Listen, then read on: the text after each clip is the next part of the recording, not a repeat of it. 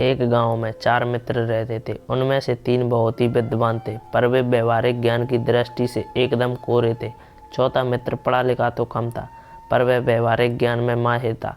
एक बार चारों मित्र अपना अपना भाग्य आजमाने राजधानी की ओर चल पड़े। रास्ते में एक जंगल आया। वहां उन्हें एक पेड़ के नीचे कुछ हड्डियां दिखाई दी।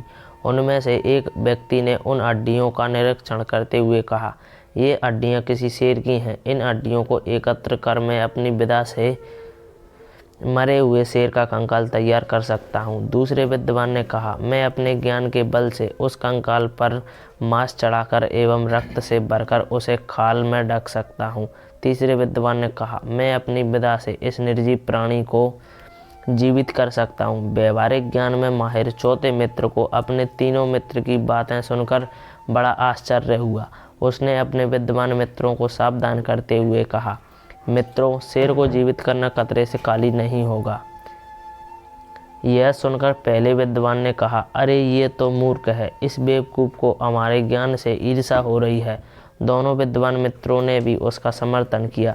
यह देखकर वह समझदार मित्र दौड़कर एक पेड़ पर चढ़ गया। तीनों विद्वान मित्रों ने अपने अपने ज्ञान का प्रयोग करना शुरू कर दिया। पहले विद्वान ने सारी हड्डियां एकत्र कर उसका कंकाल तैयार किया। दूसरे विद्वान ने कंकाल पर मांस चढ़ाकर वे रक्त से भरकर उसे खाल से ढक दिया। तीसरे विद्वान ने अपनी विधा का प्रयोग कर उस निर्जीव शेर में जान डाल दी। जान आते ही शेर दहाड़ता हुआ खड़ा हो गया और तीनों पर टूट पड़ा। तीनों विद्वान वहीं ढेर हो गए। व्यवहारिक ज्ञान एवं सूझबूझ के कारण चौथे मित्र की जान बच गई।